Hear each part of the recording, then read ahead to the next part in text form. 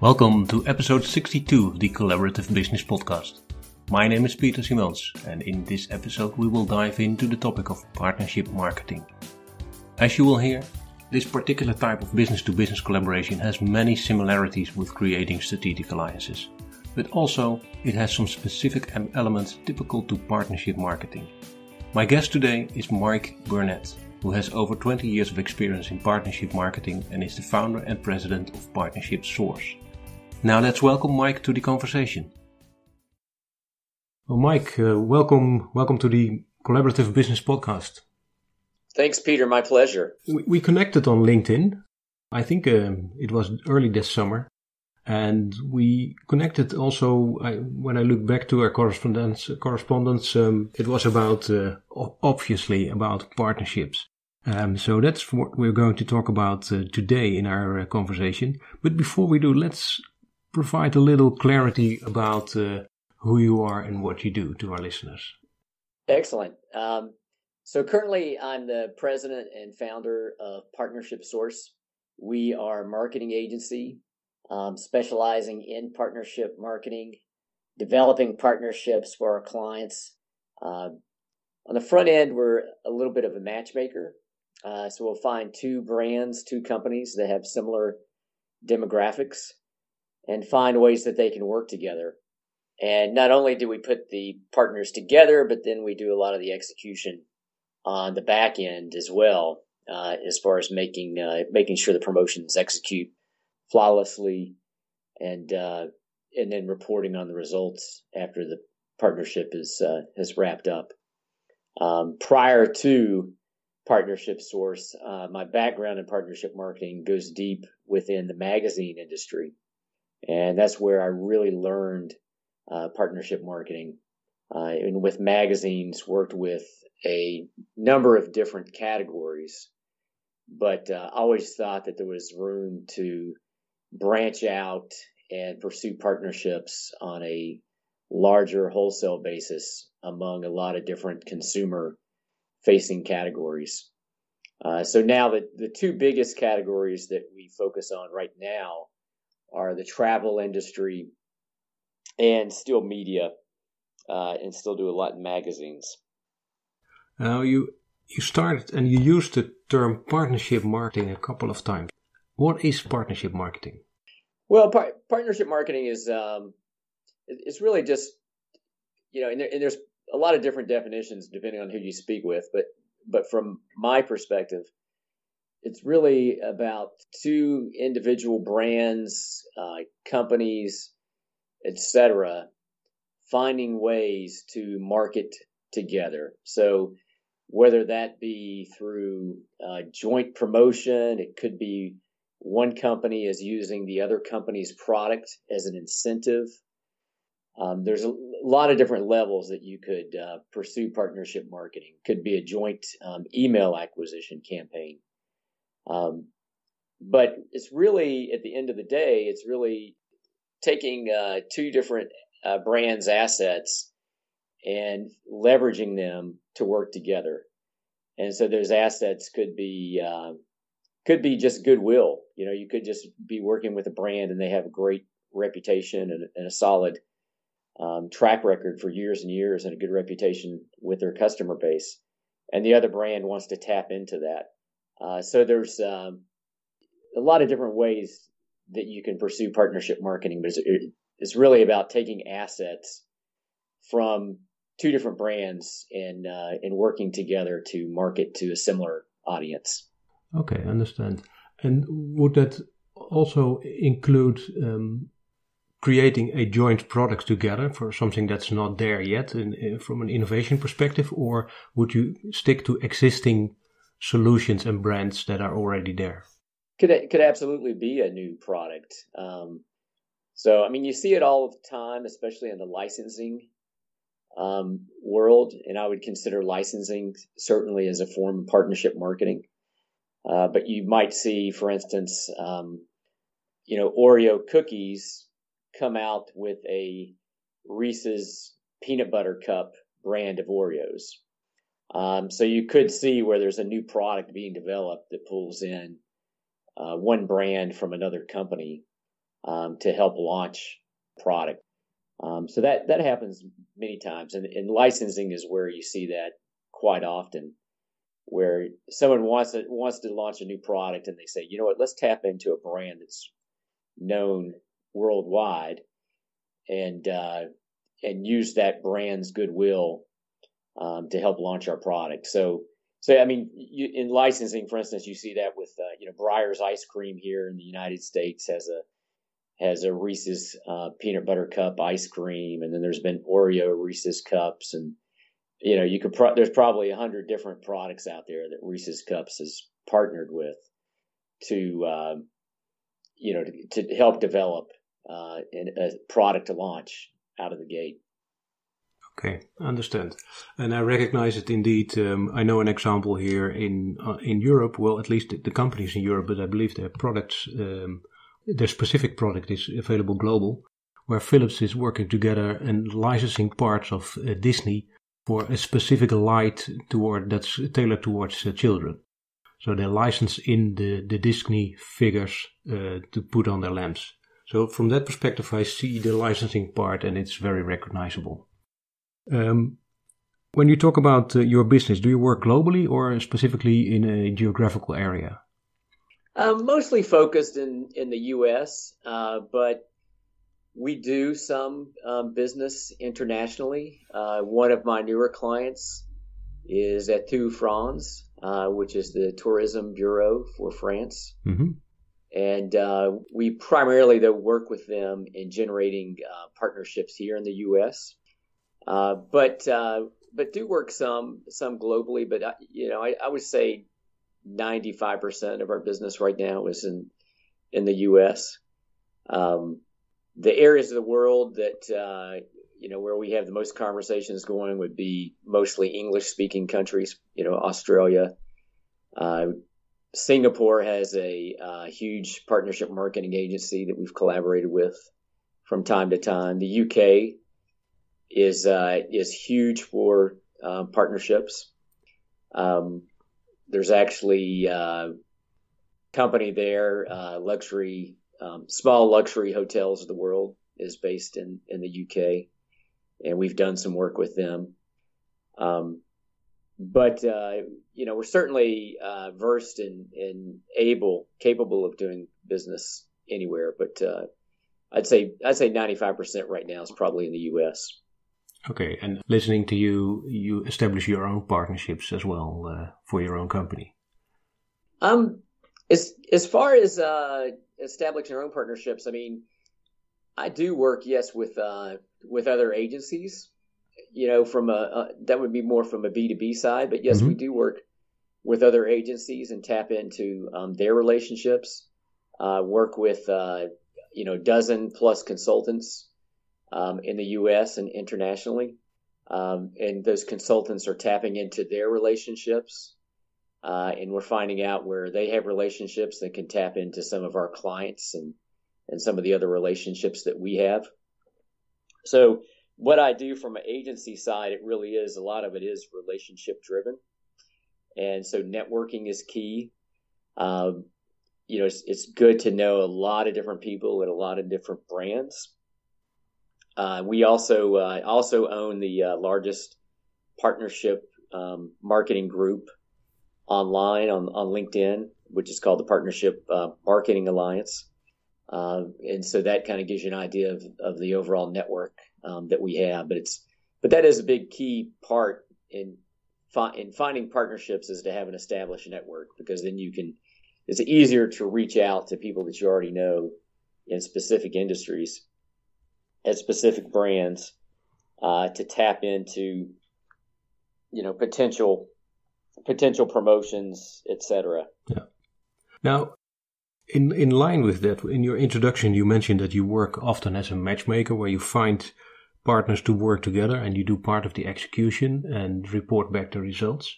A few weeks ago, I wrote an article on my website with the question as a title, "Can you outsource alliance management?" And interesting enough, I had people who indeed said, yes, very interesting, it can be done, and people who said, I wish you good luck, it will not work. So you are clearly more or less insourcing this part of the partnership for your customers. How does that work? Well, I mean, essentially that's what we are. I mean, when a brand wants to outsource, they come to an agency like ours, and so we, in some cases, I work with brands and they have their own partnership marketing people established. In other cases, we're just working with the marketing department, and they may not have specific partnership marketing personnel on board. But partnership marketing is, in many ways, an out-of-the-box function at many companies still. So it's a growing endeavor. And so you do find that partnership marketers are somewhat rare still. Mm-hmm. But it's to make it work outside of your company. I mean, one key is communication. The other is trust. For a company like mine to be able to effectively help a brand with their partnerships, we have to really know what that brand's objectives are. We have to know, and we have to keep that in mind through the entire partnership process. And so, if you're working with one, let's just say you're working, for instance, we do a lot of travel, work with a lot of travel brands, for instance.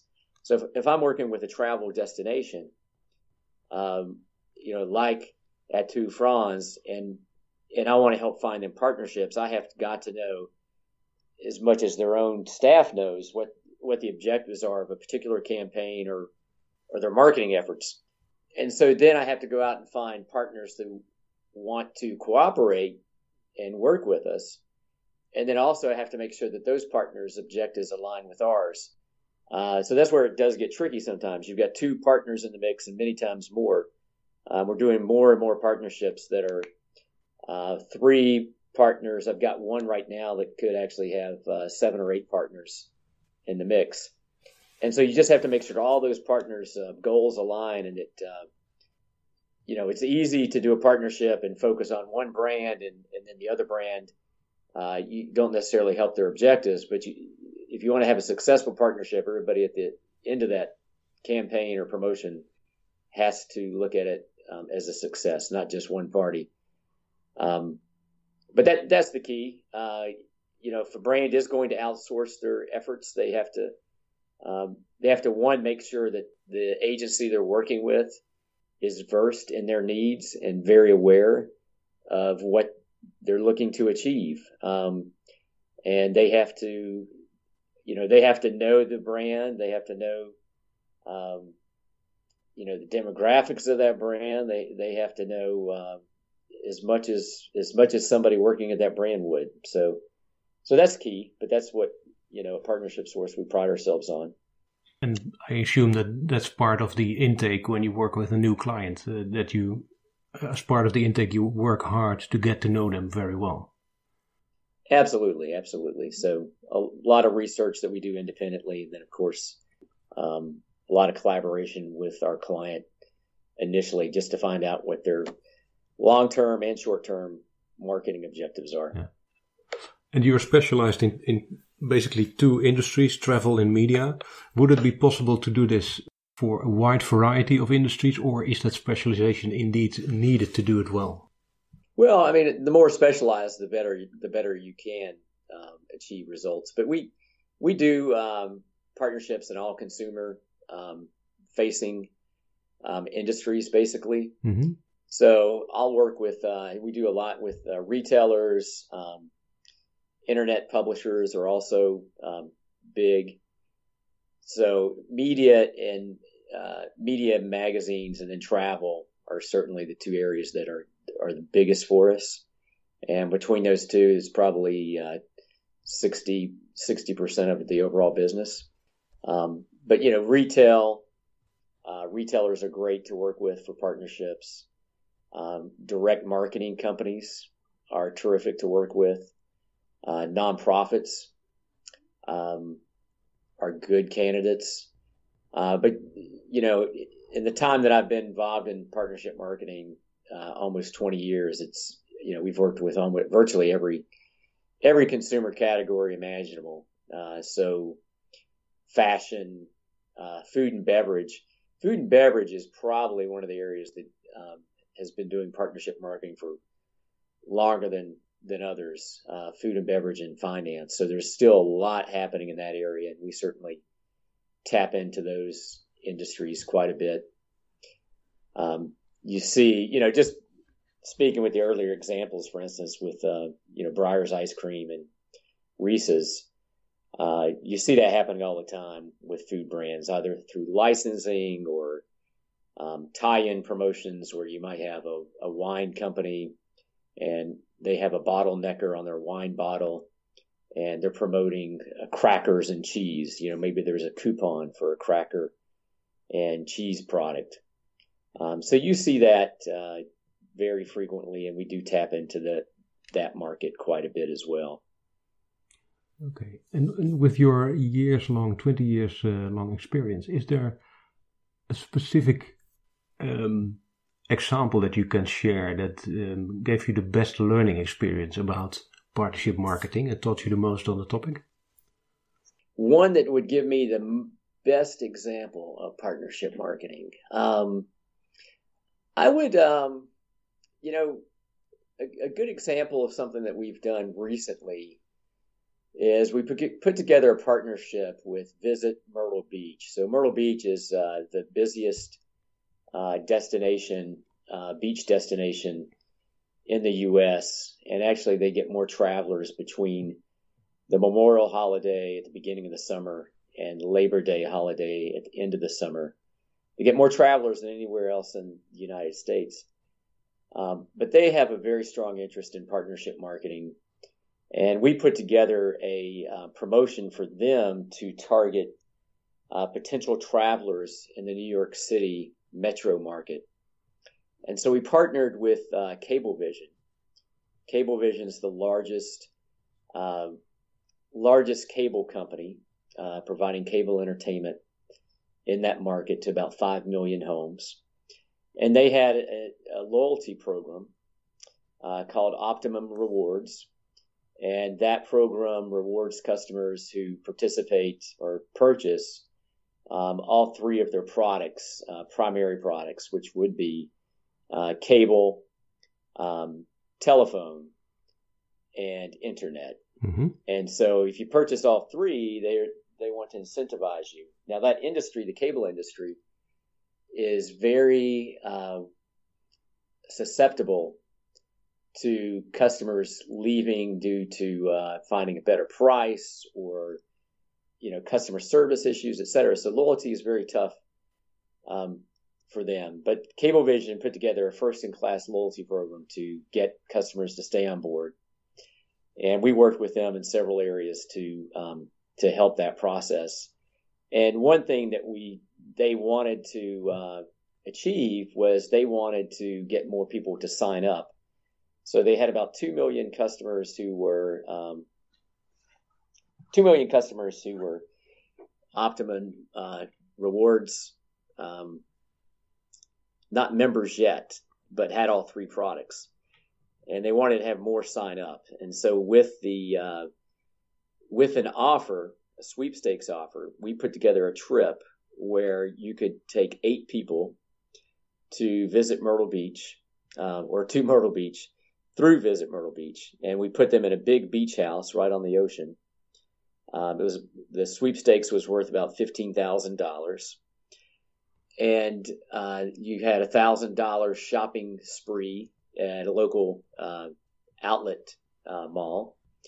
We gave away a lot of attraction tickets while they were there. We did a huge beach banquet, so that when you were at the beach, we had a caterer come out and put together this large feast at the beach house. 8 airfare tickets, but that partnership was great because it really demonstrated the power of going beyond the original partnership and pulling more partners into the mix. So we had Visit Myrtle Beach, which was one partner, and they benefited from getting a lot of exposure because Cablevision promoted it through a tremendous number of 30-second spots throughout all of their cable networks. Cablevision benefited because they got thousands and thousands of signups and got plenty of people to come in and sign up for Optimum Rewards who had not been members yet. And those same customers, or the people who'd already signed up, also came back and hit their website and gave them more traffic, engaged with them, increased goodwill for them. And then beyond those two entities, who are both very pleased with the results and pleased with the number of email addresses that we got for them, we pulled in Spirit Airlines to give away airfare for 8. So it was tremendous for them. They also got some email acquisition as far as names that they could send to their email newsletter to. Then we pulled in Tanger Factory Outlets, which Tanger is one of the premier factory outlet companies and retailers in the country. And then locally, we pulled in some local attractions like the Myrtle Beach Skywheel. They got really great exposure. We pulled in a botanical garden there at the beach. We pulled in a couple other prize providers and made it a wonderful trip. So all in all, $15,000 of prizing, and we probably had 8 partners benefit ultimately. So we continue to do more and more partnerships where we're bringing in 3+ partners into the mix. And it's just once you get the ball rolling, it's just so much easier with some of these promotional partnerships to bring in multiple partners and have more and more people benefit. Yeah, this is a very nice example indeed, where you are showing the wins for every partner involved, and even obviously the consumer who's signing up has a win in the attraction of the sweepstake, but also the fact that they are now in the loyalty rewards program. So that's absolutely that's a very nice showcase, and I assume that you are using this showcase not only here in the podcast but also with potential new customers to show what you can do. Absolutely, yeah. Yes. Very nice. So, what would be your number one recommendation for people or organizations who are entering into a partnership marketing agreement? So, as far as entering into just partnership marketing if you're an organization and you say, hey, we want to explore partnership marketing, the first thing you need to do is look at the assets that you have as a brand. And so what are those assets? Have we been in business for a long time? Is our brand name itself something that's well known? So we've done some partnerships with Disney, for instance. So Disney's got one of the most recognized brands in the world, and they can just use their name and create a lot of leverage with their name alone. Mm-hmm. So beyond that, you look at other assets. What's our customer base? How big is our customer base? And with that customer base, how can we pull other partners in so that they can take advantage of that? Can we allow a partner to access some of our email subscribers by including them in an email newsletter? What do we have on Facebook? Is there something, if we put a post for our partner on our Facebook page, is there benefit there? On our website, digital channels are some of the easier channels to utilize in a partnership. If you're selling a product at retail, can we include a partner in our retail packaging? Can we include a partner on the promotional, at the promotional shelf with some type of display? Are we doing any advertising where we can include the partner? So you have to look at all your marketing channels that you're utilizing and say, okay, which of these channels can we make open to other partners? Now, somebody might say, well, our email, we're really protective of our email list, and we don't even want to include a partner in a newsletter. Now, few people will rarely ever just give an email address to someone else to use. You almost always have to be part of an email that's going out from the partner. They'll include your information in their email, but rarely, because of privacy rules, you'll almost never see that, and almost all privacy policies will tell customers when they opt in that we're not going to give your email address to anyone else. But so you have to decide what areas can we allow a partner to tap into.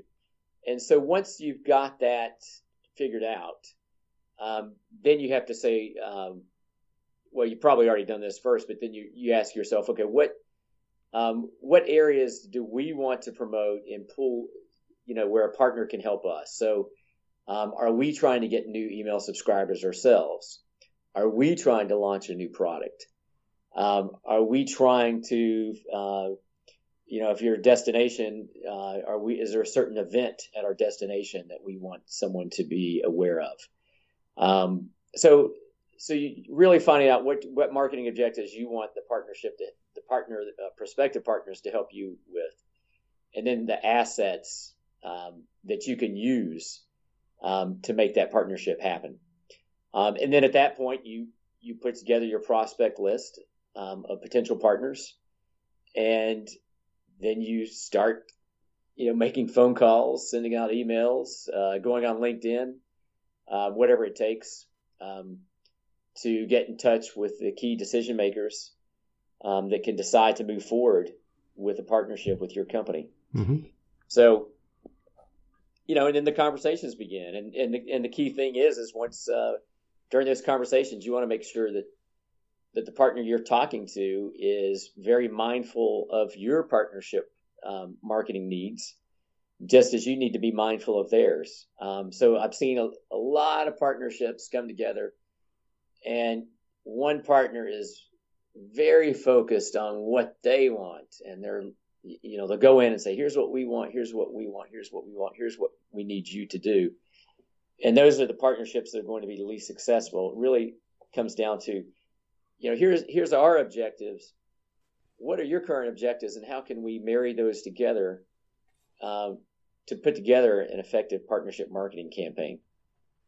So those are the ones that are effective, and those are the partnerships that end up being long-term as well. When you find partners that will work with you on a long-term basis, those are the ones that you really want. Interesting. So you are with partnership marketing in a very specific area of the whole collaboration spectrum. But I see many similarities when it comes to, for instance, strategic alliances, where you spoke earlier about communication and trust as a need. Now you have it, certainly you're talking about openness and comparing and looking also what the other partner wants. And indeed, also in other areas of collaboration, we see that if you're only focused on your own wants and needs and not on your partners, then you are the least successful in creating a partnership. So interesting to see those similarities there. Yeah, the process is very similar. I mean, even though, partnership marketing would be a subset of strategic alliances in general, the process is very similar. Yeah. It's in strategic alliances, if you're working on the technical side of strategic alliances, it's still very much the same process. I mean, you have to have both partners have to be aligned, and that alignment is critical. Absolutely. Yes. Is there a specific business book or book about collaboration, partnership marketing that you would like to recommend to our listeners? I would say there's probably two that are my favorite. One's a friend of mine actually wrote one of the first books exclusively about partnership marketing. So there's not a lot exclusively about partnership marketing. There's a lot of books out there that might dabble with partnership marketing or focus on it, one side of it or something. But Ron Konitsky, who's in Toronto, actually has his own agency, his own partnership marketing agency.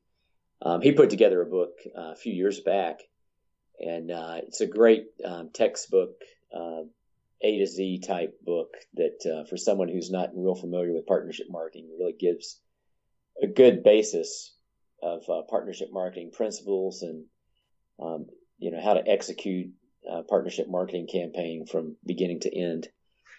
And then the second one, there's another good book that's just, I think, terrific. I'm kind of a data-driven guy, and this really appealed to me, but it's called The Power of Two. And this book was written by two gentlemen. One was Rod Wagner, and the other Gil Mueller, who actually worked with Gallup polling, and they put together a lot of data about how, and showed it from a data perspective, how working in collaboration with others, how powerful that is.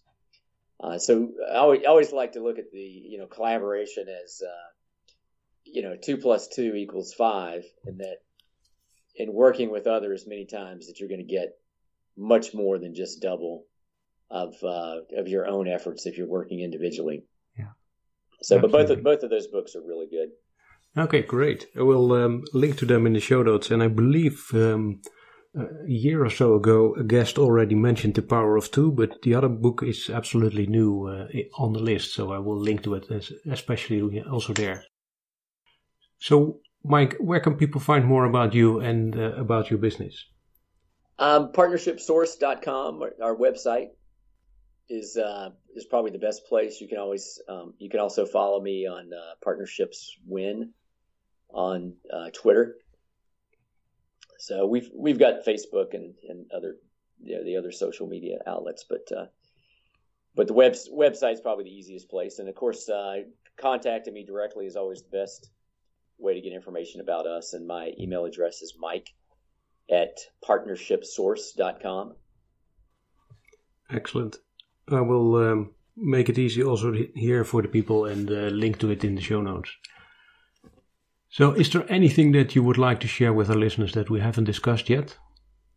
I don't think so. I appreciate your time today. I mean, I would just say with partnership marketing in general, if you're not doing it now with your brand or your company and your marketing is your specific function, then certainly I would encourage you to explore it because it's an area that enables you to save considerably, cut into your marketing expenses so that you're not spending as much, and at the same time grow your customer base.